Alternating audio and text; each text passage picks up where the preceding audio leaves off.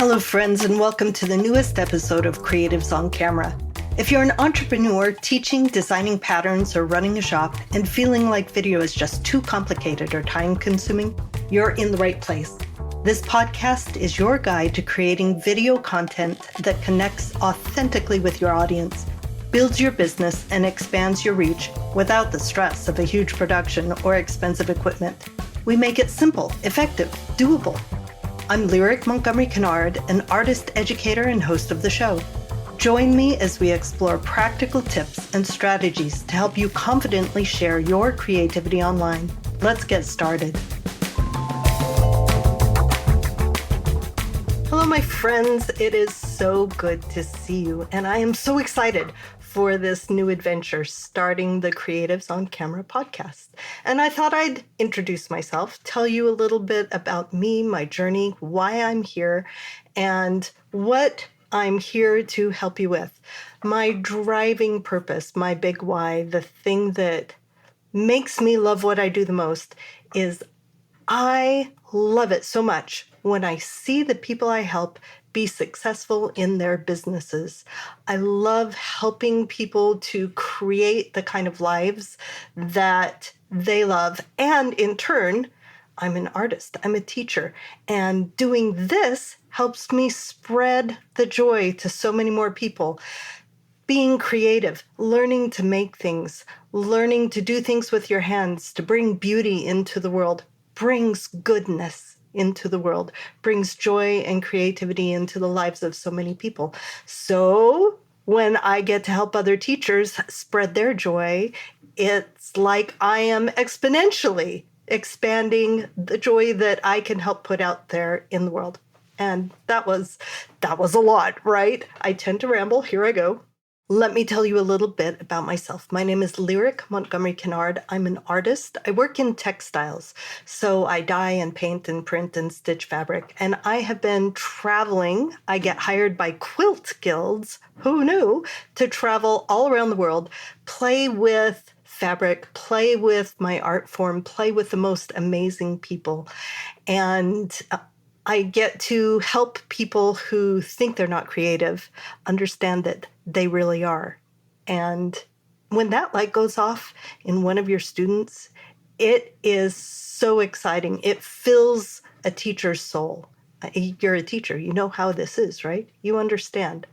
So I've been doing that forever, but I started teaching what I do online way before Craftsy. Like when there was dial-up modems still. Quiltuniversity.com was one of the first online quilt class education places, and it was fantastic. I had to take a lot of pictures. I had to write a lot of the lessons because there was no video. People were on dial-up modems. But I met people from all over the world through this joy of doing the thing I do and being able to share it virtually. At the time, I had little babies at home. I have 5 children. They are all grown now. They are amazing people. But I started the teaching journey when all 5 were at home, and the youngest was about 3 years old, the traveling part of the teaching journey. And transitioning or adding in online courses allowed me to stay home. I could teach with a crying baby on my lap if I needed to, right? The flexibility and the reach was entirely different than having to pack your bags, pack all the supplies for your students, get on an airplane and travel somewhere, not to mention arranging everything that had to happen at home, right? And so many people are limited in the reach they have by geography. Teaching online eliminates all of that. So I was teaching online before Craftsy. Craftsy approached me, and I said, nah, not really. I looked at their contract, and I wasn't entirely thrilled with it, especially with them owning my content. So eventually, when Quilt University went away, I had no classes online for a little while until technology improved, and it became so easy for teachers to be able to create their own content and put it online in their own classes. Now, I had had some experiences before this. I've appeared on television shows that were on PBS. I've been on camera in professional studios teaching what I do as well. And I filmed an instructional DVD with my publisher. I also have a book. And it was fantastic. It was a huge learning experience. I learned a lot. The first time I was on TV, I think I watched it once, cringed, and then forced myself to watch it one more time, just so I could write down all the things that I needed to do better next time. And I did better next time, and the next time, and the next time. I was terrible for a long time, but I learned and I grew.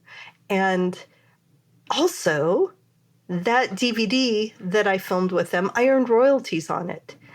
And understanding all the work that went into that, and then seeing really the tiny, tiny bit of income that I gained from it, made me realize I wanted to own my own content. So the next time I wanted to do an instructional DVD, I hired an editor to fly in, film, edit everything, and then hand over the content to me.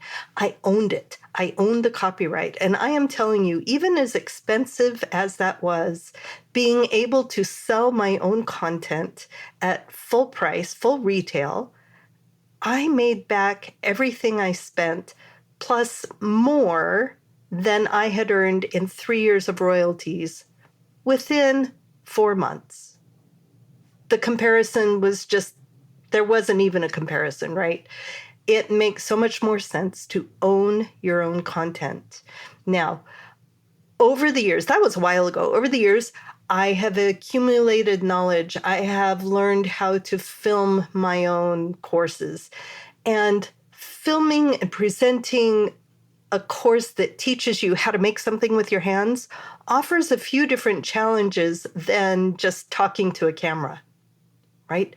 There are camera angles, there's noise that goes on, there are things like, what do you do when your hands are covered with stuff and messy and paint or clay and you can't touch your equipment, right?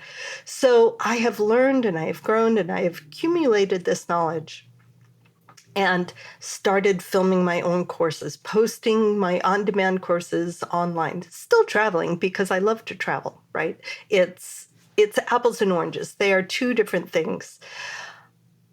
And then COVID happened. COVID was such a pivot point for our entire world, right? I was a traveling quilt teacher. My colleagues and I, our entire business was shut down overnight. It happened to so many people around the world.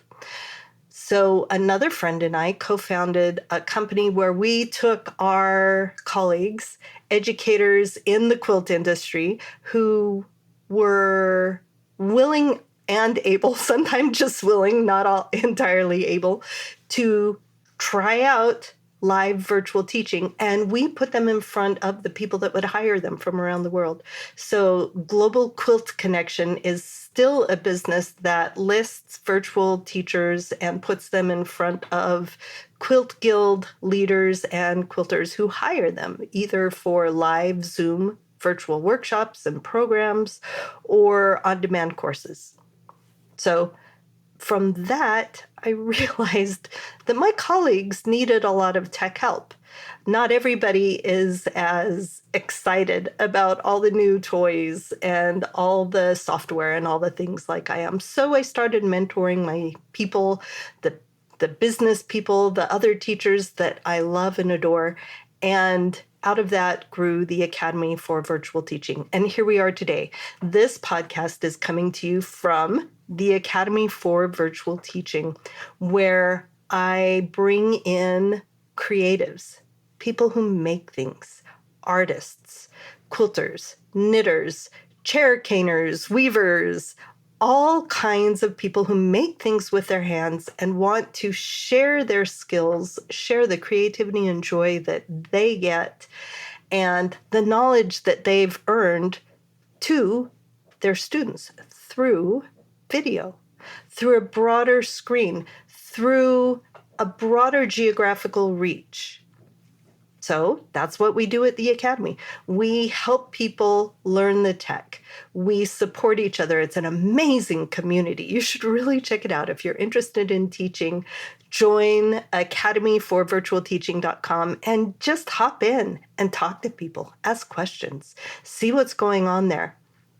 We aren't just quilters. Again, that's the world I come from, but all of this knowledge applies across such a broad spectrum. If you are somebody who makes things with your hands and wants to film it, wants to create video, wants to offer online education, and you know that education can be just YouTube tutorials. It can be social media videos that just show off your designs. We can help you. I can help you. That's what we're here for. And hopefully this podcast is entertaining and interesting, but most especially practically valuable enough for you that you'll come back and listen time and again.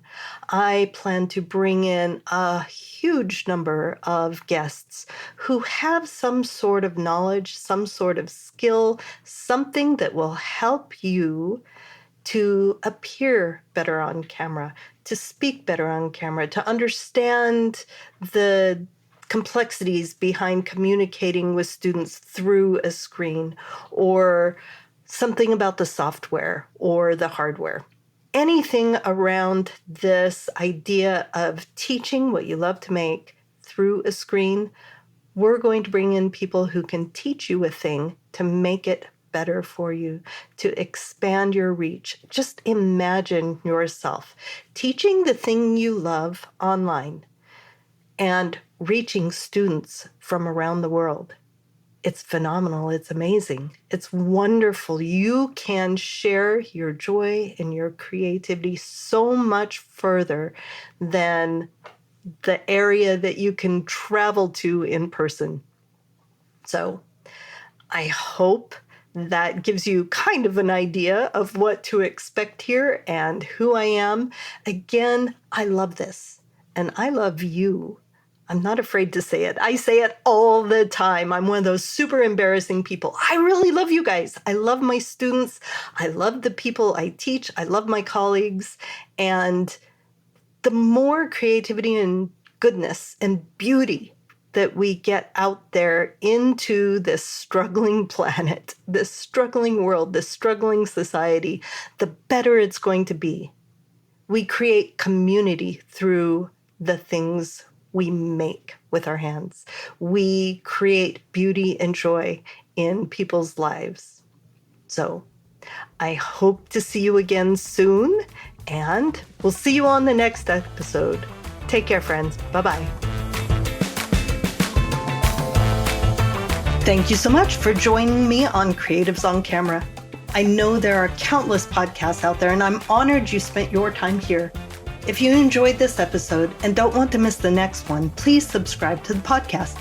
Then, if you'd like to stay connected and get even more tips on teaching, marketing, and video creation, sign up for my email list at academyforvirtualteaching.com.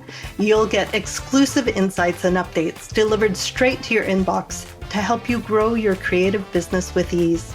Lastly, be sure to check the show notes below in the episode description for links to everything mentioned today.